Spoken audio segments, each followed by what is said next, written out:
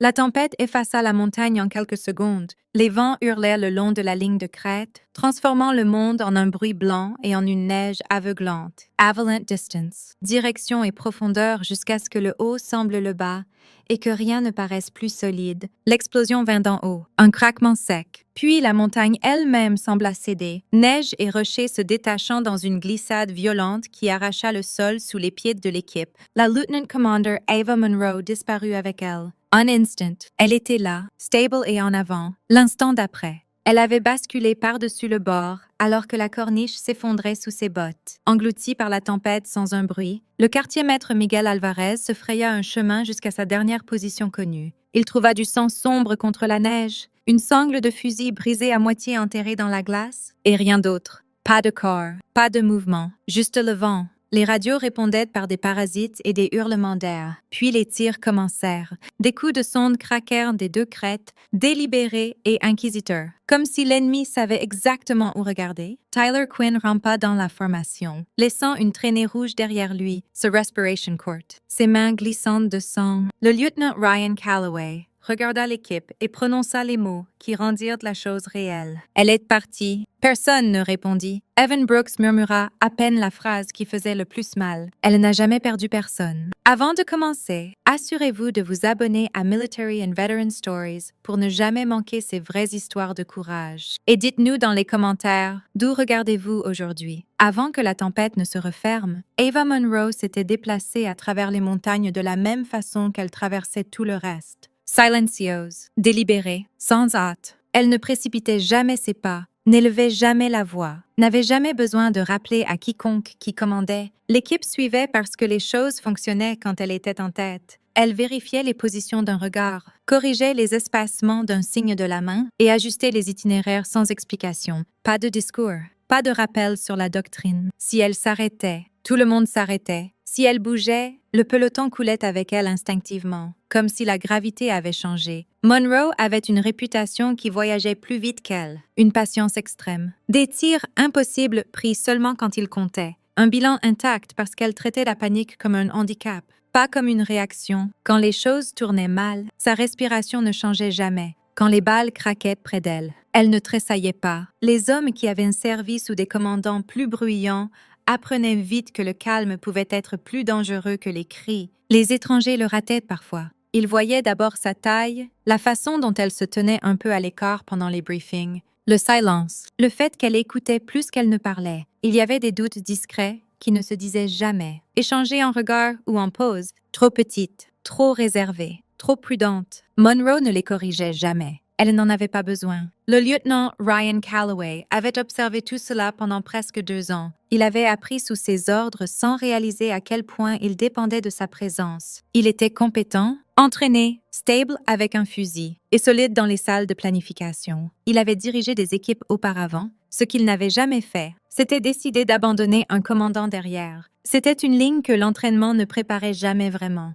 Calloway faisait confiance à Monroe comme on fait confiance au sol sous ses pieds. On n'y pense pas jusqu'à ce qu'il cède. Debout dans les suites de l'effondrement, il sentit cette confiance se déchirer, le laissant avec une responsabilité et aucune carte pour la porter. Le maître principal, Luke Brenner, maintenait le peloton en mouvement quand les mots manquaient. Il corrigeait les espacements, changeait les secteurs et tournait physiquement les épaules quand l'attention dérivait. Le maître principal, Daniel Hull, se déplaçait comme toujours, couvrant les angles, comptant les pas, ne laissant jamais l'émotion interférer avec le mouvement. Ils avaient vu des missions se briser auparavant. Ils comprenaient que la survie commençait par la discipline. Evan Brooks luttait plus que les autres. Il était le plus jeune, encore assez proche de son premier déploiement pour croire que les bilans comptaient. Le bilan de Monroe comptait pour lui plus qu'il ne voulait l'admettre. Elle ramenait tout le monde à la maison. C'était la règle pour lui. C'était la promesse sur laquelle il avait bâti sa confiance. Maintenant, cette promesse avait disparu. Alors que l'équipe se déplaçait sous le feu, la montagne les pressant et la tempête avalant les sons, quelque chose de fondamental changea. Les ordres étaient toujours donnés. Les mouvements étaient toujours exécutés. Les armes se levaient toujours au contact. mais la certitude qui les avait enveloppés comme une armure manquait. Ils étaient encore un peloton. Ils étaient encore entraînés, mais le centre avait disparu, et chaque pas en avant semblait plus lourd sans elle en tête. Calloway prit la décision sans élever la voix. Il ne regarda pas en arrière vers la ligne de crête où Ava Monroe avait disparu. Il pointa vers le bas de la pente à travers le blanc total et ordonna le mouvement vers le point d'extraction d'urgence. Ses mots étaient instables. Six, professionnel, à l'intérieur, tout semblait instable. Le peloton se déplaça comme il avait été entraîné, les espacements mesurés en pas qu'il pouvait à peine voir, chaque homme faisant confiance à la forme de celui devant lui. La neige s'accumulait dans les cols et les gants. Le vent arrachait l'équilibre. Chaque son semblait amplifié et insignifiant en même temps. Les premiers tirs ne vinrent pas comme une rafale. Ils vinrent comme des questions. Un craquement de la crête gauche, une pause, un autre de la droite, pas du feu suppressif, pas de panique. Quelqu'un les observait bouger. Brené le sentit immédiatement. Il changea son secteur et resserra la formation sans un mot. Hall imita le mouvement de l'autre côté. Ce n'était pas un ennemi qui réagissait, c'était un ennemi qui attendait. Le terrain se rétrécit plus vite que Calloway ne l'aurait voulu. Des parois rocheuses s'élevèrent des deux côtés, les forçant dans un ravin peu profond où la neige avait dérivé profondément et inégalement. Chaque pas s'enfonçait, chaque mouvement ralentissait. La réalisation les frappa tous en même temps. Non dite mais partagée. C'était un entonnoir. Alvarez prit la pointe, son fusil balayant les parois de haut en bas, cherchant du mouvement à travers la neige soufflante. Brooks resta proche derrière lui, respirant vite, les yeux dartants. Derrière eux, Tyler Quinn trébucha, puis se rattrapa sur un genou. Le médecin fut là instantanément. Un contrôle rapide, une inspiration vive à travers des dents serrées. Le saignement était pire. Le visage de Quinn avait pâli sous la crasse, ses lèvres teintées de bleu par le froid et la perte de sang. Le médecin travailla vite, les mains engourdies, la voix tendue alors qu'il terminait l'évaluation. Chirurgie dans l'heure, peut-être moins. Cela changea tout. Calloway sentit l'horloge se mettre en place. Chaque retard avait maintenant un prix mesuré en battements de cœur. Il ordonna le mouvement à nouveau, plus vite cette fois, sachant que la vitesse signifiait du bruit. Le bruit signifiait du contact, et le contact signifiait des munitions dont il n'avait pas beaucoup. Les vérifications de munitions revinrent sombres, les chargeurs plus légers qu'ils n'auraient dû l'être, les poches déjà trop vides pour le confort. Pas de ravitaillement, pas d'air, pas d'artillerie, juste des fusils, de la neige et un chemin qui se rétrécissait. La rafale suivante vint d'en haut, nette et précise, forçant Alvarez à se baisser. Alvarez répondit avec des tirs contrôlés. Pas pour tuer, mais pour gagner des secondes. L'ennemi changea à nouveau, se déplaçant quand l'équipe se déplaçait, s'arrêtant quand elle s'arrêtait. Il connaissait le manuel. Brooks le murmura avant que quiconque ne puisse l'arrêter. Il bouge comme nous. Personne ne le corrigea. Parce que c'était vrai. Calloway continua à donner des ordres, sa voix égale, son esprit en ébullition. Chaque option qu'il voyait venait avec une perte attachée. Pousser en avant et risquer de marcher plus profondément dans l'entonnoir. Revenir en arrière et laisser Quinn saigner dans la neige. Tenir la position et laisser l'ennemi resserrer le nœud. Et par-dessus tout, le poids non dit pressait plus fort à chaque pas. Ava Monroe était encore là dehors. Ou elle ne l'était pas? Brooks craqua enfin. Il resta en position, fusil levé, mais sa voix coupa à travers le vent. On ne peut pas juste la laisser. Et si elle était encore vivante? Calloway sentit les mots frapper comme un coup physique. Il voulait se retourner, courir en montée dans la tempête, croire que la montagne pourrait la rendre, mais la croyance n'arrêtait pas les balles ni les saignements. Il répondit sans colère. Si on retourne, on meurt tous ici. C'est le calcul. Brooks avala difficilement, les yeux brillants, hochant la tête parce que la discipline l'exigeait, même si sa poitrine refusait de l'accepter. Que feriez-vous à ce moment-là? Chasseriez-vous l'espoir ou protégeriez-vous les vivants? L'embuscade se referma avant que Calloway ne puisse finir sa pensée. Le feu éclata des deux côtés. Plus proche maintenant, plat lourd. La neige explosa autour d'eux alors que les balles mâchaient de la roche. Brenner cria. Positions. Hall traîna Quinn derrière le peu de couvert que le ravin offrait. Calloway sentit quelque chose changer en lui. Pas de la confiance, pas du courage, de l'acceptation. Il se déplaça en avant, basse, exposé, parce que les leaders ne se cachent pas quand tout est déjà brisé. Il ne promit pas la survie, il n'offrit pas d'inspiration. Il leur dit la vérité. On bouge ensemble, on se couvre mutuellement, on ne gèle pas, on ne panique pas. On sort Quinn ou on meurt en essayant. Ce n'était pas un discours pour remonter le moral, c'était une déclaration de fait. Et d'une manière ou d'une autre, cette stabilité teinte. Ils poussèrent en avant sous le feu. Chaque pas contesté, chaque mouvement gagné, la pression ennemie s'intensifia. Distance se réduisant, angles se resserrant. La tempête hurla plus fort, avalant les commandes, avalant la peur, avalant tout sauf le mouvement. Quelque part derrière eux, la montagne gardait son secret. Et devant, l'embuscade attendait de finir ce qu'elle avait commencé. L'obscurité revint par morceaux. Pas d'un coup, mais en fragments lents qui arrivaient entre des vagues de douleur et de neige dérivante. Le monde semblait distant,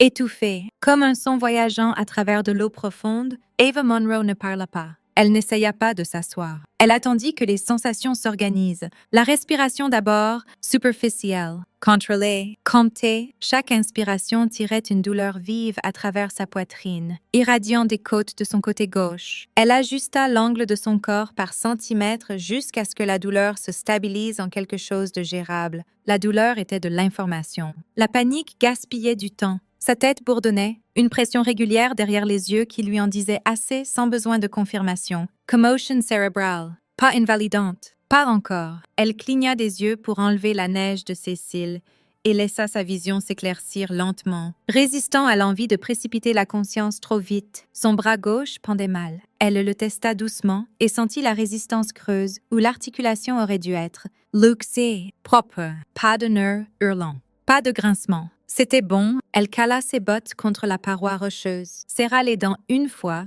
et remit l'épaule en place d'un mouvement contrôlé. Il y eut une brûlure sourde, étendue. Elle expira à travers et ne fit pas un bruit. Monroe vérifia ses mains. Les doigts bougeaient. La force de préhension était réduite mais fonctionnelle. Elle les fléchit une fois, puis s'arrêta. Pas de mouvement gaspillé. La radio avait disparu. Ce qui en restait gisait brisé contre la pierre. Antenne cassée. Boîtier fendu. Elle appuya sur le bouton de transmission quand même. Rien que du poids mort. Pas de com signifiait pas de coordination. Pas de calendrier de sauvetage. Personne à l'écoute. Elle accepta cela sans réaction. Elle roula prudemment sur le côté et inventoria ce qu'elle avait encore. Fusil présent. Optique intacte. Un chargeur engagé. 2 de plus sur son équipement. Arme de poing sécurisée, poche médicale à moitié pleine, grenades comptées. Assez pour compter, pas assez pour être imprudente. Le vent hurlait au-dessus d'elle. Mais là où elle avait atterri, la roche en coupait la plupart. La neige dérivait en rideau lent, se posant sur ses épaules et son casque. Elle la balaya méthodiquement, s'empêchant de disparaître entièrement.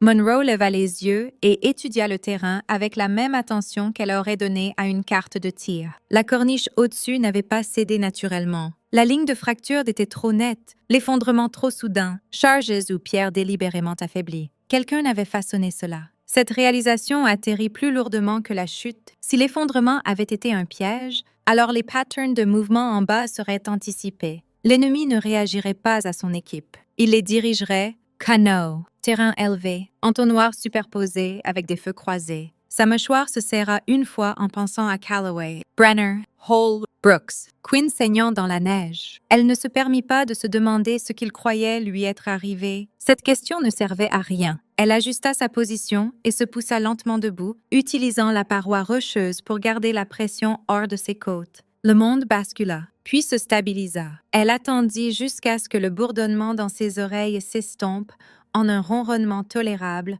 Monroe vérifia sa montre. Le temps comptait encore, même si personne d'autre ne pouvait le voir. Elle commença à bouger. Chaque pas était délibéré. Choisie pour la stabilité plutôt que la vitesse, elle évita la pente ouverte, restant serrée contre la roche, se déplaçant où le vent effaçait les traces aussi vite qu'elles se formaient. Sa respiration resta contrôlée, superficielle assez pour limiter la douleur, régulière assez pour éviter le vertige. Elle s'arrêta souvent, pas par faiblesse, mais pour écouter. La tempête masquait la plupart des sons, mais pas tous. Des craquements distants de tirs résonnaient faiblement à travers les montagnes, irréguliers mais intentionnels. Contact, pas aléatoire. Son équipe était engagée. Elle changea de direction sans hésitation, inclinant vers le son, grimpant quand elle pouvait, rampant quand elle devait. Du sang imbibait le tissu à son côté, chaude contre le froid, mais pas catastrophique. Elle serra le pansement et continua. La montagne la combattait pour chaque mètre. La neige glissait sous les pieds, les rochers coupaient les gants.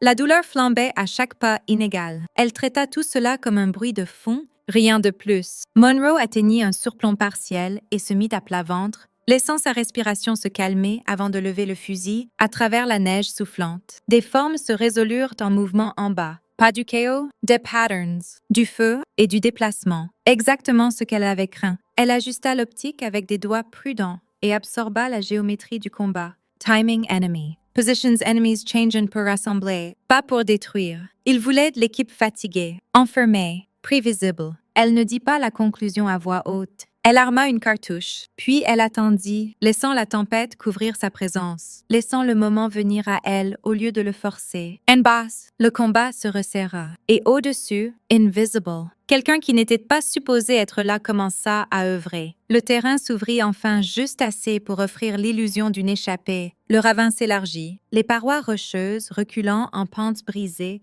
qui suggéraient la zone d'extraction au-delà de la tempête. Calloway le vit en premier et sentit la vague de soulagement. Il la força immédiatement à descendre. Le soulagement tuait les gens. Il leva un poing et ralentit le mouvement, scannant à travers la neige qui s'amincissait. Le vent hurlait encore, mais le blanc total avait commencé à se fracturer, leur donnant des formes, des ombres. De la distance, trop de distance. Le genre qui invitait le contact, il vint vite. Des balles craquèrent du terrain élevé, plus net et plus proche qu'avant, martelant la pierre et la neige en rafales disciplinées. Ce n'était pas un tir de départ, c'était un refus. Brené tomba sur un genou et riposta, ses mouvements secs et efficaces. Hall se déplaça à gauche, resserrant la formation, traînant Quinn par son équipement quand ses jambes fléchirent à nouveau. L'opérateur blessé s'affaissa, sa tête ballottant en avant. Les yeux flous. Le médecin glissa à côté de lui, les mains déjà au travail. La voix basse et urgente, du sang imbibant, le pansement frais. Sombre et régulier. Trop régulier. Il secoua la tête une fois et leva les yeux vers Calloway. Il s'affaiblit. On n'a plus beaucoup de temps. Calloway hoqua la tête, mâchoire serrée. Il sentit l'horloge marteler derrière ses yeux. Ils étaient proches maintenant. Assez proches pour goûter l'extraction. Assez proches pour que l'ennemi sente le désespoir. Le feu s'intensifia de la ligne de crête, les forçant derrière un couvert peu profond. La neige jaillit autour de leurs bottes. L'ennemi s'était ajusté à nouveau, resserrant les arcs, fermant les angles. Ils étaient bons. Trop bons pour être des combattants locaux tombant sur le contact par hasard. Brooks pressa son casque contre la roche, respirant fort. « On ne va pas s'en sortir comme ça », dit-il plus pour lui-même que pour quiconque. Calloway ne répondit pas. Il passait déjà en revue les contingences. Aucune propre pousser et perdre Quinn. Tenir et se faire fixer sur place. Rompre le contact et risquer d'être submergé. Chaque option finissait avec quelqu'un qui ne s'en sortait pas. Puis quelque chose changea. C'était subtil au début. Une pause où il n'aurait pas dû y en avoir. Le rythme du feu ennemi bégaya juste pour un battement de cœur. Brené le sentit avant de le voir. Hall leva légèrement la tête, les yeux plissés. Un seul tir craqua de quelque part au-dessus et derrière eux, pas sauvage. Passe précipitée, une balle, puis le silence. Un corps dévala en vue à travers la neige qui s'amincissait, roulant la pente avant de s'arrêter contre un rocher. Pas de feu de retour ne le suivit. Un autre tir vint quelques secondes plus tard. Angle différent. Même précision. Le feu ennemi vacilla à nouveau. La confusion saignante dans ce qui avait été discipliné. Des cris résonnèrent faiblement à travers le vent. Pas des commandes, mais des questions. Brenner aspira une bouffée. « Ce n'est pas nous », dit-il doucement. Un troisième hostile tomba, celui-ci s'effondrant droit où il se tenait, comme si la montagne l'avait simplement enlevé. Les tirs étaient espacés, mesurés, jamais superposés. Celui qui tirait ne supprimait pas. Il sélectionnait. Brooks leva la tête malgré lui, les yeux écarquillés. D'où ça vient? Personne ne lui répondit. Ils écoutaient tous maintenant, comptant les secondes entre les tirs, observant la posture de l'ennemi changer. Les hommes qui avançaient commençaient à hésiter. Ceux sur la ligne de crête se baissaient de plus bas, serrant un couvert qui semblait soudain inadéquat. Un autre tir, un autre corps à terre. L'angle était faux, trop haut, trop loin. Brené sentit un frisson le traverser qui n'avait rien à voir avec le froid. Il avait vu des tirs comme ça avant. Pas souvent, jamais négligent. Il ne dit pas son nom. Calloway fixa la pente, le cœur battant. La partie rationnelle de son esprit essayait de cataloguer les possibilités. Un autre élément, surveillance, qu'il ne connaissait pas, unité amie hors position. Rien ne collait. La tempête s'amincit juste assez pour leur donner des aperçus du terrain élevé. Des faces rocheuses émergèrent du blanc, nettes et sombres, brisées par des corniches étroites et des étagères sculptées par le vent. Des endroits où un tireur pouvait travailler s'il était prêt à souffrir pour cela. Un autre hostile tomba, celui-ci en plein mouvement. fusil claquant au loin alors qu'il chutait. Le feu ennemi restant se brisa entièrement, remplacé par des tirs de panique épars qui n'allèrent nulle part près de l'équipe. Brenner jeta un regard à Calloway. Qui que ce soit, il nous achète du temps. Quinn gémit faiblement. Ses yeux papillotants,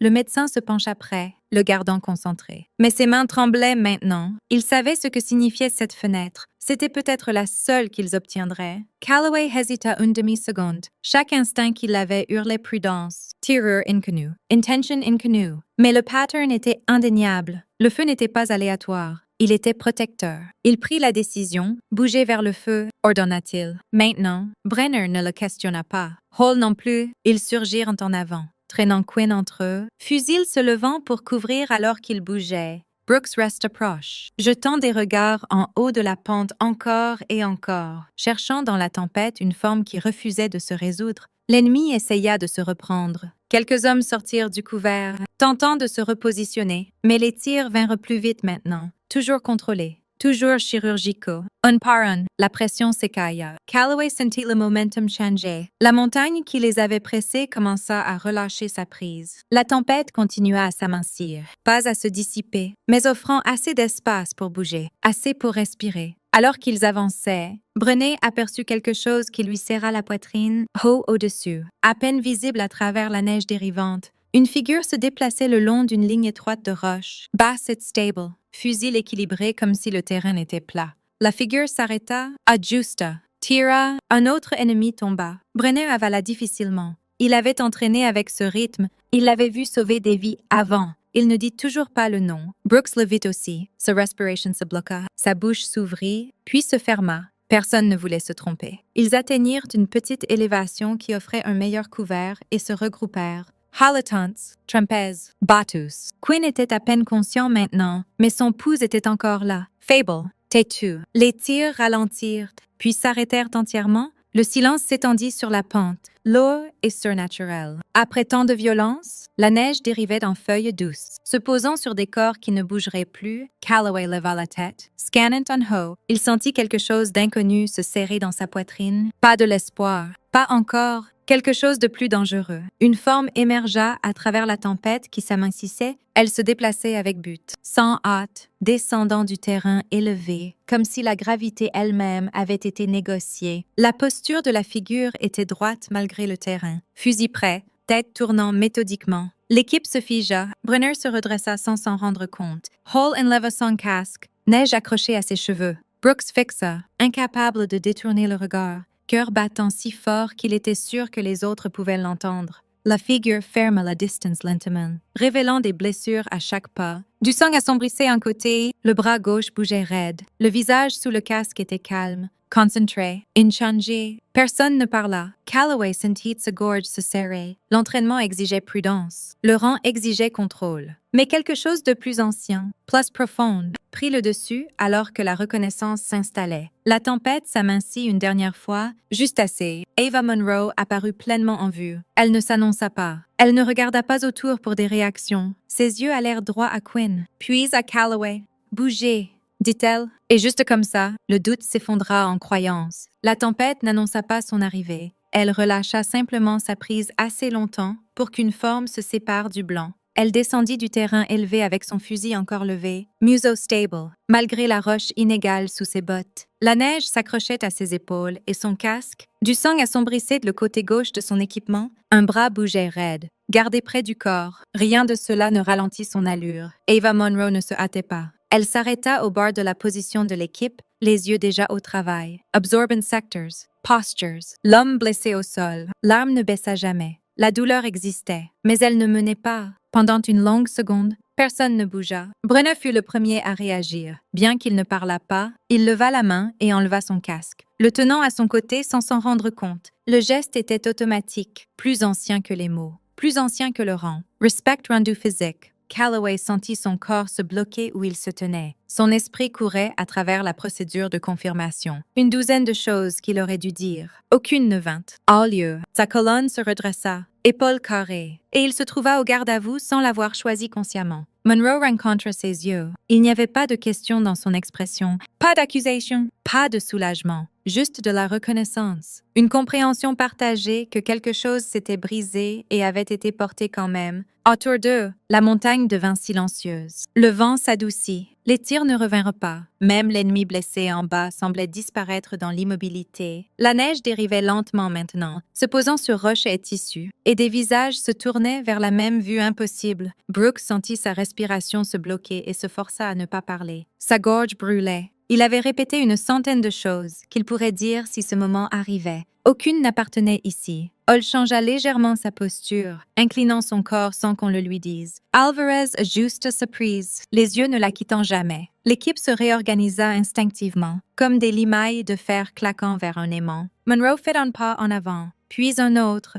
Son regard tomba brièvement sur Quinn, pâle et à peine conscient, puis se leva à nouveau. Elle ne s'agenouilla pas. Elle ne se vérifia pas. L'évaluation avait déjà été faite. Elle regarda vers Calloway. Bouger, c'était tout. Le mot coupa net à travers le choc et l'incrédulité. Il n'était pas crié. Il n'en avait pas besoin. Il portait le poids de l'autorité qui ne l'avait jamais quitté. Même quand la montagne avait essayé de la prendre, Calloway hoqua la tête une fois et répéta l'ordre. Sa voix stable maintenant. L'équipe surgit en mouvement, levant Quinn prudemment, armes claquant vers leurs arcs. La discipline revint comme si elle n'avait attendu que la permission. Monroe tourna avec eux, couvrant l'arrière. Malgré la façon dont son épaule résistait au mouvement, elle absorba la douleur sans reconnaissance. Yeux scannants. Fut-il traquant des menaces invisibles? Personne ne demanda où elle avait été. Personne ne demanda comment elle avait survécu. Ces questions appartenaient à plus tard, si elles appartenaient quelque part. Pour l'instant, la seule chose qui comptait était qu'elle était là, blessée mais intacte, menant sans cérémonie, reprenant l'espace qu'elle n'avait jamais vraiment quitté. La tempête se referma à nouveau derrière eux,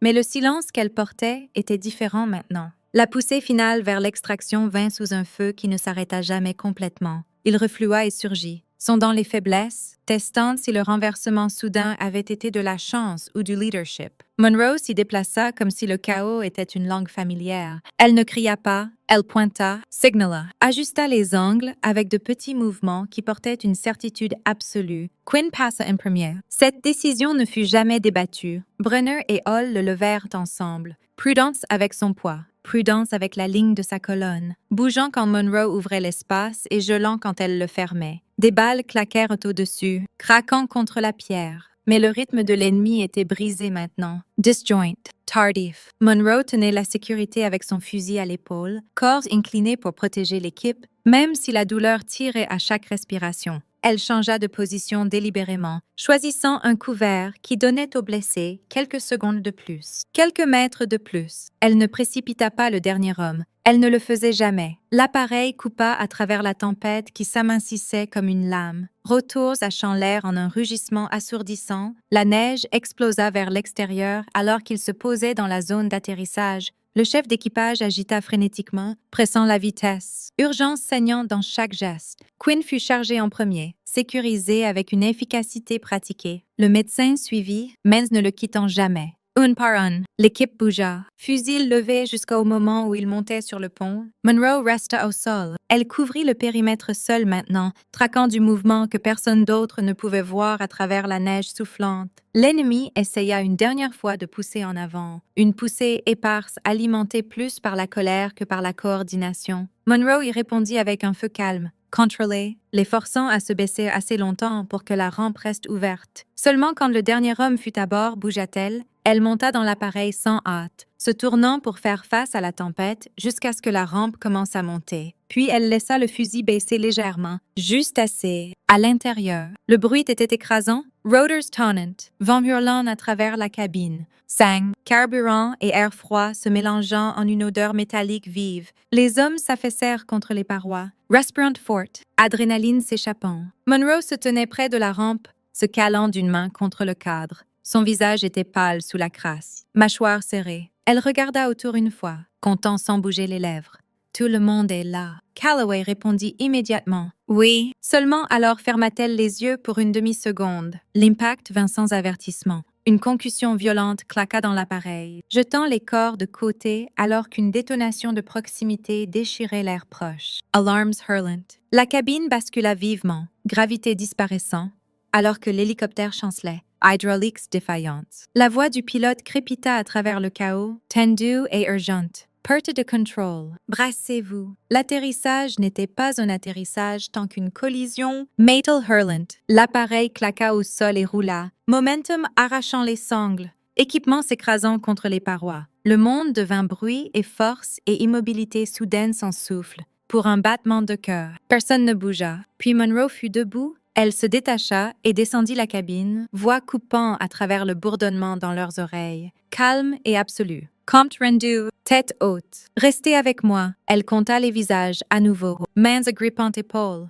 Vérifiant yeux, Hall saignait du cuir chevelu, mais réactif. Brooks était secoué, respirant vite, mais indemne. Le bras de Brenner pendait maladroitement, probablement cassé. Le chef d'équipage était conscient, mais coincé. Quinn gémit doucement, encore vivant. Monroe s'agenouilla à côté de lui, pression ferme et précise où il fallait, ajustant le travail du médecin sans commentaire. Elle se déplaçait comme quelqu'un qui refusait de laisser la situation décider du résultat. Elle regarda vers Calloway. Statute. Il avala et répondit, s'ancrant dans la structure qu'elle fournissait. Copilot non-reactif. Pilote blessé. Appareil désactivé. Risque d'incendie faible pour l'instant. Monroe hoqua la tête une fois. On sécurise. On traite. On attend. Il n'y avait pas de panique dans sa voix. Pas d'incrédulité. Juste des décisions. Dehors. La tempête se referma à nouveau, avalant l'épave dans le blanc. Deedens, au milieu du métal tordu et des hommes blessés. L'ordre revint une instruction à la fois, le leadership ne s'annonçait pas. Il se levait simplement quand tout le reste s'effondrait. L'hôpital était silencieux,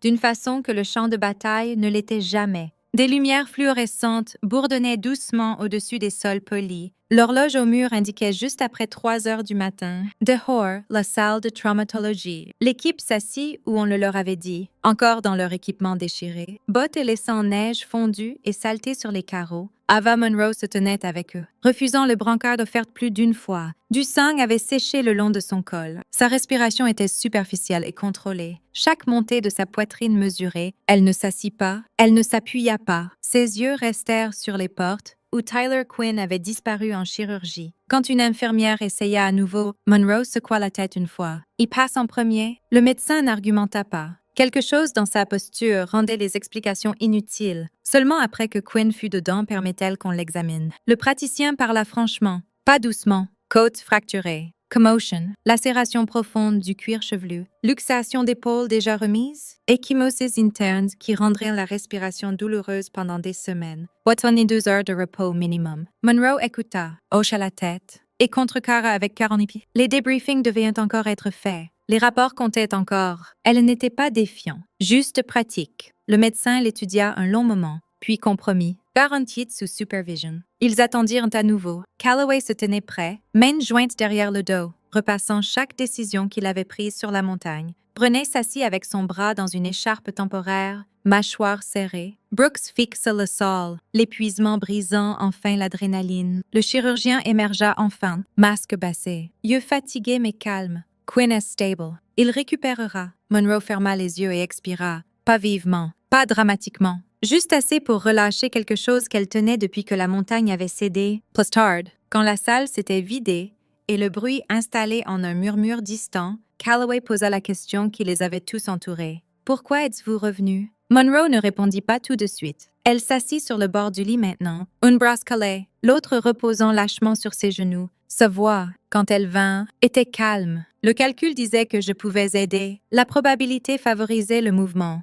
La capacité le permettait. Elle pausa, puis ajouta plus doucement. Et ce n'était pas juste du calcul. Elle regarda dans le couloir vers les salles de récupération, puis vers lui. La responsabilité ne s'arrête pas quand ça devient dur. C'est quand elle commence. Il n'y avait pas de fierté dans les mots. Pas d'attente qu'il soit remembered. La légende grandirait quand même. Elle le faisait toujours. Mais la vérité était plus simple. Elle avait saigné, elle avait eu mal, et elle était revenue parce que partir aurait coûté plus que la douleur ne le pouvait jamais. Un leader n'est pas celui qui ne saigne jamais. Un leader est celui qui refuse de laisser quiconque saigner seul. Des années plus tard, dans une salle de classe calme, loin de la neige et des tirs, le maître principal, Aaron Keller, se tint devant une nouvelle génération et raconta l'histoire sans embellissement. Il enleva la légende, les distances exagérées, les mythes murmurés. Il parla de décision, de timing, de discipline et du coût de la responsabilité. Il rendit clair que la vérité comptait plus que l'histoire que les gens voulaient répéter. Ava Monroe ne corrigea jamais les rumeurs. Elle redirigea le crédit chaque fois vers l'équipe, vers ceux qui bougèrent, portèrent, couvrirent et refusèrent d'abandonner. C'était comme ça qu'elle voulait que ce soit remembered. Ryan Calloway écouta une fois du fond de la salle et comprit quelque chose qu'il n'avait pas ce jour sur la montagne. Le leadership ne s'apprend pas en classe. Il s'apprend quand tout se brise et qu'on se lève quand même. Certaines forces sont bruyantes. Le type le plus important est silencieux. Si vous avez aimé cette histoire, abonnez-vous pour plus d'histoires militaires et de vétérans. Ces histoires gardent le courage vivant pour les générations à venir. Why are you like this?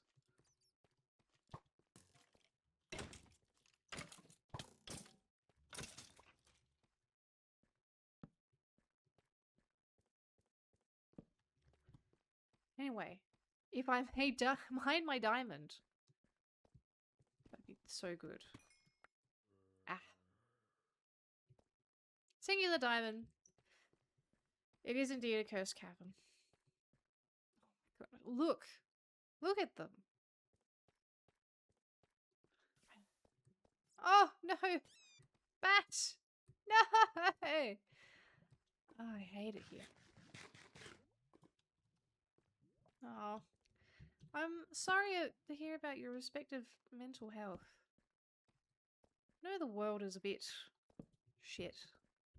Let's be plain. But it is only by good people persisting, such as yourselves, that it will ever get any better. Good people have to hold on. So please keep doing your best. Oh.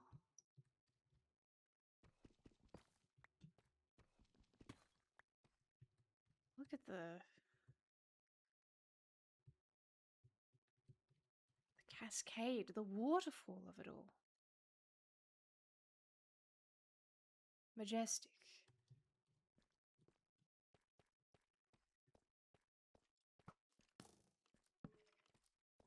Jump. I'm already full of intrusive... Ooh! Ah! I'm already full of intrusive thoughts. I do not require any further thoughts. Okay. You... Cease. Full stop. Karate chop. Oh.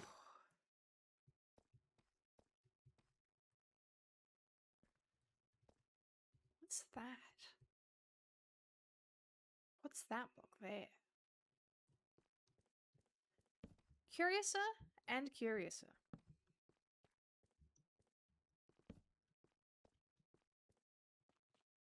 Just light this all up.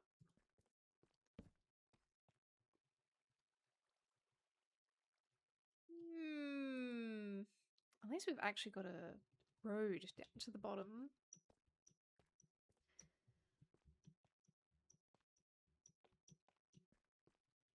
But first I would like to explore more of my original cursed cavern.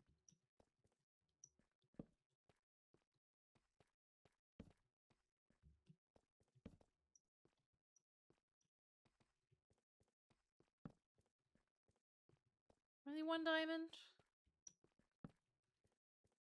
It has been known to happen. Not to me.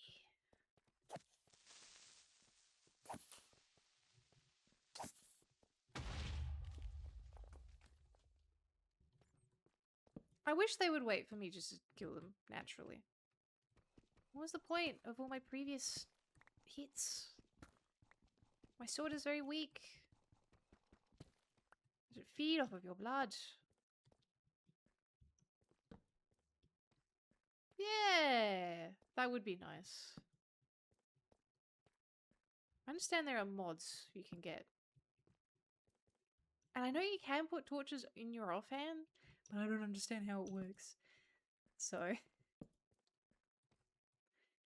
we're stuck with what we've got.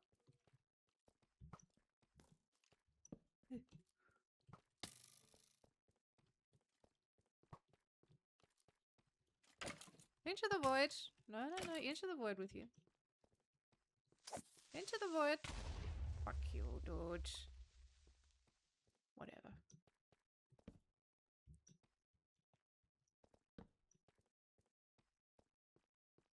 Okay, I think I have conquered Curse Cave the first.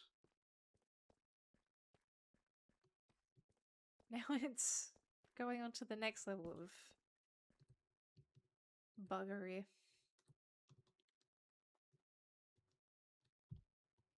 Hmm.